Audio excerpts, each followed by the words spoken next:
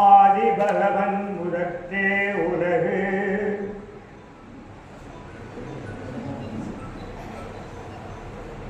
வயதில் மூத்தோர்களை திருவடிகளை என் சென்னி மேல் வைத்து வணங்குகின்றேன். இளையவர்களுக்கு அன்பின் நல்வாழ்த்துதலை தெரிவித்துக் கொள்கின்றேன். காலம் கருதி தனித்தனியாக ஒவ்வொருவரை பற்றி ஐயா சொன்னது போல் சொல்ல வேண்டும் என்று என் நெஞ்சம் மனது நினைக்கிறது. ஆனால் கால அவகாசம் ஐயா அவர்கள் குறிப்பிட்ட நேரத்திலே முடிக்க வேண்டும் என்பதில் உறுதியாக இருப்பவர்கள். அந்த வகையில் அனைவரையும் வணங்கி ஒவ்வொருவரும் நிகரற்ற புலவர்களாகவும் ஒவ்வொரு விதத்திலே சிறந்த அனுபவம் பெற்ற பெரியோர்களாகவும் இருக்கின்ற சபையிலே ஒரு குரல் விளக்கத்தை சொல்வது ஐயன் திருவள்ளுவருடைய திருவடி தாமரைகளை வணங்கி தொடங்குகின்றேன். திருக்குறளின் உயிர்ப்பாய் ஒளிர்வது ஒன்று, அஃது உலகம் ஒரு குலம் என்பது. திருவள்ளுவர் நெறியோ அறத்தை அடிப்படையாக கொண்டது. மனத்தால் வாழும் வாழ்க்கையே வாழ்வாகும்.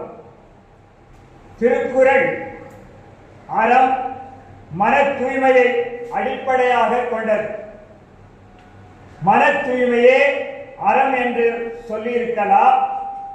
ஆனால் திருவள்ளுவர் மனத்துக்கண் மாசிலன் ஆதல் அனைத்தரன் ஆகுல நீரபெற என்று அவருடைய குரலிலே நமக்கு மனத்தை பற்றி சொல்கின்றார். இவ்வாறு சொல்வதில் ஒரு பொருள் ஆழம் உண்டு. மனம் இயல்பாக தூய்மையானது.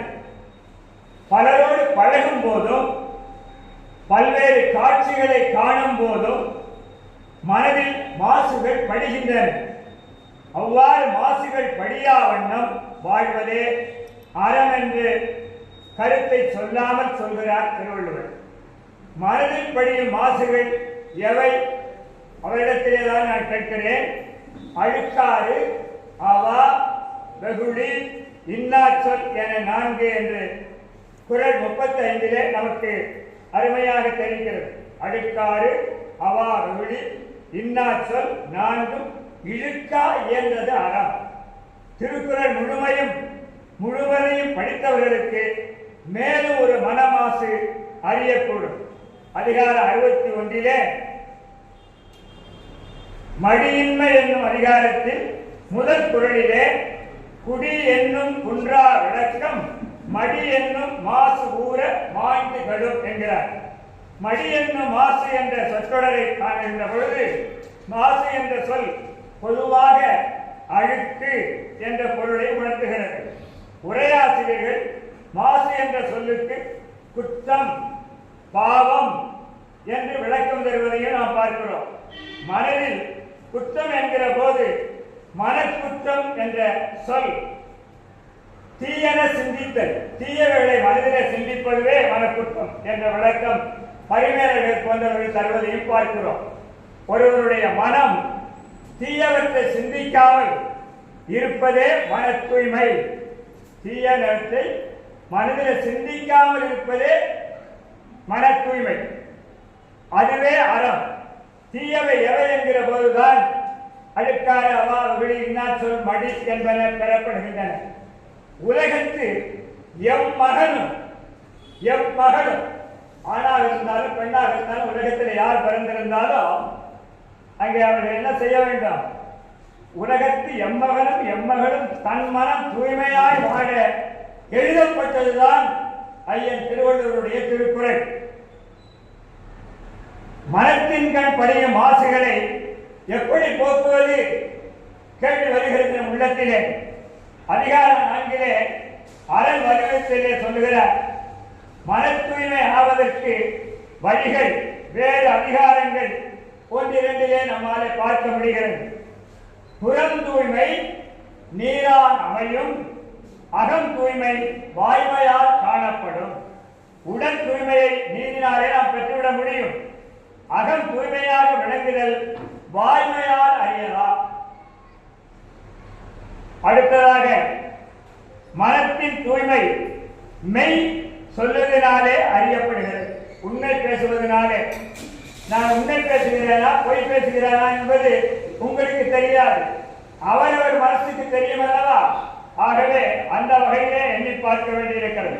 மனத்தின் தூய்மை மெய் சொல்லுவதனாலே அறியப்படுகிறது என்று மனக்குடவர் போன்றவர்கள் விளக்கமளிக்கிறார்கள். அகம் தூய்மையானது அகமாகிய உள்ளத்திலிருந்து புறப்படுகிற சொல். நான் ஒரு சொல் உங்களிடம் சொல்கிறேன் என்றால் அதில் உள்ளத்திலிருந்து தானே வெளிவருகிறது. அந்த சொல்லானது அகமாகிய உள்ளத்திலிருந்து புறப்படுகின்ற சொல் அறநெறி வழுவாமையாகிய வாய்மையால் அறியப்படும். இன்னொரு குரலிலே இந்த செய்தி வருகிறது. வாய்மைக்கு ஒரு விளக்கம் தரப்படுகிறது. மனதிலிருந்து வெளிப்படுகின்ற சொல் இருக்கிறதே அறநெறி வழுவாமை. அறநெறி வழுவாமைதான் வாய்மை. அடுத்ததாக அவா அறுத்தல் என்ற அதிகாரத்திலே, அதாவது 37வது அதிகாரம் 4வது குறள், குறள் எண் 364, தூய்மை என்பது அவாயின்மை, மற்ற அது வாய்மை வேண்ட வரும். அப்போ அவா இல்லாத இருத்தலே தூய்மையாகும். நான் ஒவ்வொன்றுக்கும் ஆசைப்படுறோம் இல்லையா? மனசு உன்னை பார்த்தோன்னே அதை அடைய நினைக்கிறோம், உன்னை கேட்டோன்னே அதை அடைய நினைக்கிறோம் இல்லையா? இந்த அவா அறுத்தல் என்று அங்கு சொல்லுகிறார். தூய்மை என்பது அவாயின்மை, மற்ற அது வாய்மை வேண்ட வரும் என்று சொல்லுகிறார். அவா இல்லாத இருத்தலே தூய்மையாகும். மெய்மையை விரும்ப அவாவின்மை நிலை ஏற்படுகிறது. தூய்மை வாய்மை என்ற சொற்களுக்கு பரிமேலழகர் போன்றவர்கள் வீடு மெய்மையுடைய பலம் என்றெல்லாம் விளக்கம் தருவதையும் நாம் குறிப்பிலே பார்க்கிறோம். அடுத்ததாக அழுக்கறுத்தல் மெய் சொல்லுதல் என மனக்குடவரால் இதற்கு விளக்கம் தருவதை பார்க்கிறோம். ஆனால் காளிங்கர் போன்றவர்கள் தூய்மை என்ற சொல்லுக்கு மன தூய்மை என்று, வாய்மை என்பதற்கு மெய்மை என்றும் பொருள் காண்கிறார்கள். மேற்கண்ட 2 குறட்பாக்களின், அதாவது 298, 364 கருத்துப்படி பார்க்கிற பொழுது மனம் தூய்மை பெறுவதற்கு வாய்மையை கடைபிடித்தலும், மனம் தூய்மை பெறணும்னா வாய்மையை நான் கடைபிடிக்கணும், அப்பதான் நான் மன தூய்மையா இருக்கிறேன்னு ஒவ்வொருவரும் அந்த மன தூய்மையை அவ்வாறுதான் செய்ய முடியும், வேறு வழி இல்லை. ஆகவே மன தூய்மை பெறுவதற்கு மேலும் ஒரு வழியை அதிகாரம் 46 சிற்றினம் சேராமை அதிகாரத்திலே காண்கிறது. இந்த அதிகாரத்திலே ஒருவனுடைய அறிவு செயல் எல்லாம் அவன் சார்ந்திருக்கும் இனத்தை பொறுத்தது. இங்கே நாம் ஒவ்வொருவரும் திருக்குறள் பேரவையில் ஐயா நடத்துகின்ற, நம்முடைய நிறுவன தலைவர் ஐயா நடத்துகின்ற அவர்கள் வழியிலே நாம் எல்லாம் இவர்கள் வழிகாட்டுதல் மூலமாக வரவேற்புரையில் நல்கிய ஐயா அவர்கள் எப்படி ராகத்தோடு சொல்லி எல்லா நிகழ்ச்சிகளையும் தொகுத்து கூறுவதெல்லாம் பார்க்கிற போது பெருத்த மகிழ்ச்சி அடைகிறோம் அல்லவா? அதுபோல எல்லோருடன் இனத்தோடு சேர்க்கிற பொழுதுதான் நமக்கு திருக்குறளுக்கு வர வேண்டும்.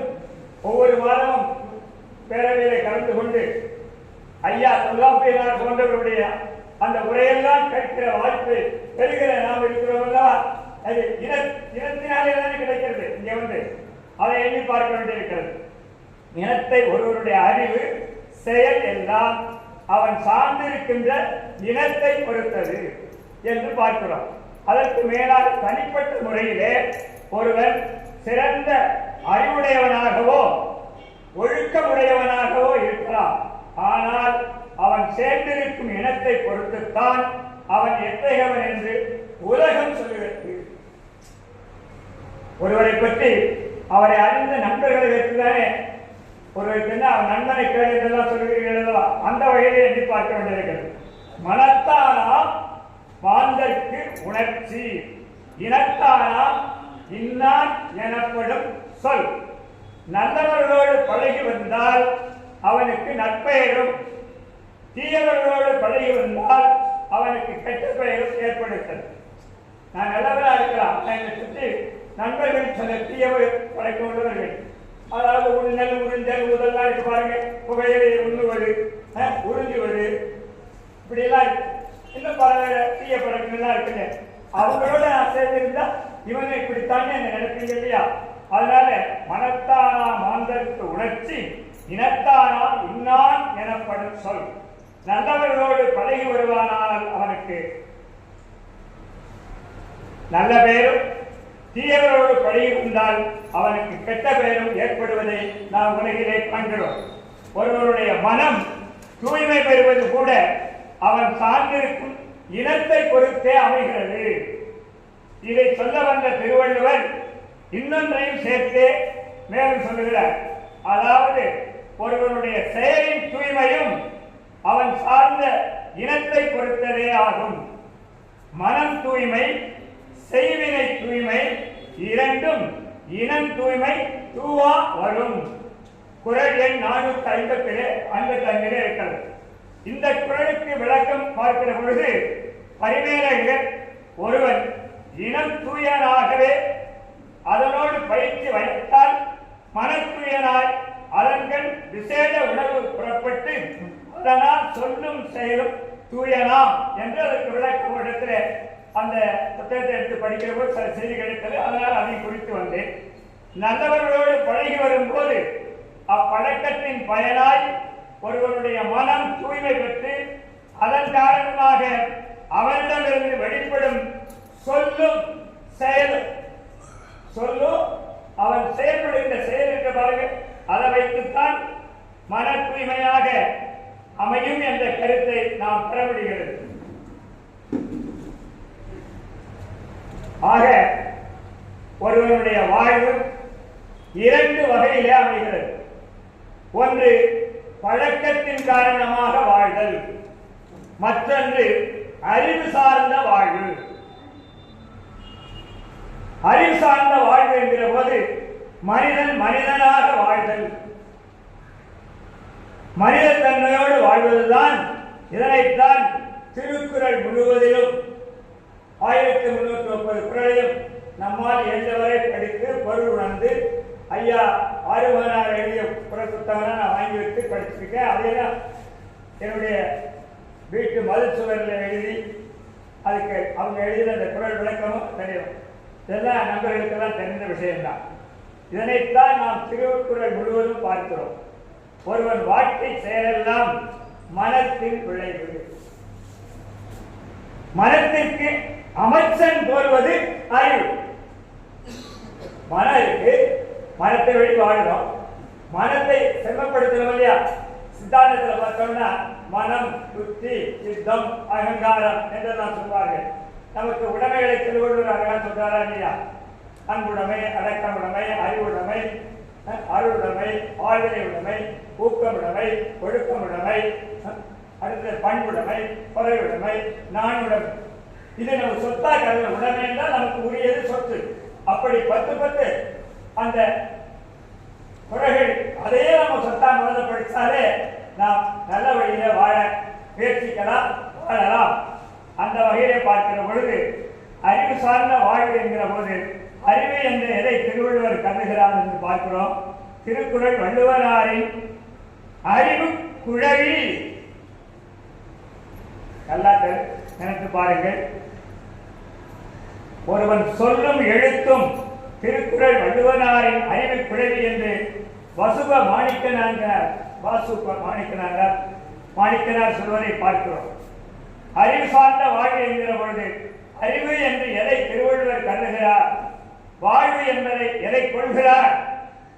அறிவு அச்சம் காக்கும் கருவி இல்லையா? அறிவு அச்சம் காக்கும் கருவி, செல்வாக்கும் உள்ளொழிக்கல் ஆகா அரண். ஆக சிறந்த அறிவியாது அதுவே நமக்கு ஒரு இடையூறு வரும் வழி பாதுகாக்கின்ற மழையாக இருந்து நமக்கு உதவுகிறது. ஆகவே சென்ற இடத்தால் செலவிடா தீதொறி நன்றின்பால் விற்பது அறிவு. குறள் எண் 422. தீயதனை நீக்கி நல்லதன் செலுத்துவது அறிவு. ஆகவே திருக்குறளை மக்களாக பிறந்த நாம் அனைவரும், ஆணாக இருக்கலாம், பெண்ணாக இருக்கலாம், சிறுவர்களாக இருக்கலாம், பெரியவர்களாக இருக்கலாம், படித்த பேர் அறிஞர்களாகவும் இருக்கலாம், எல்லோரும் திருக்குறளை வள்ளுவமாக கொண்டு வாழ்ந்து ஐயன் திருவள்ளுவருடைய திருவடி தாமரைகளை வணங்கி நாள்தோறும் எப்படியாவது திருக்குறள் முழுவதையும் படிக்க வேண்டும் என்ற எண்ணத்தோடு படித்து மேலும் மேலும் நாம் எல்லோரும் நல் வாழ்க்கையை வள்ளுவர் சொல்லுகின்ற வாழ்க்கையை வாழ வேண்டும் என்று எல்லா வல்ல ஐயனின் திருவடிகளை வணங்கி பிரார்த்தித்து நிறைவு செய்கின்றேன். இதுகாலம் கேட்டிருந்த உங்கள் அனைவருக்கும் நன்றி. பிழையிருக்கு எனக்கு சுத்தமாக சொல்லுங்கள், திருத்திக் கொள்கிறேன் என்பதை தெரிவித்து நிறைவு செய்கின்றேன். நன்றி, வணக்கம்.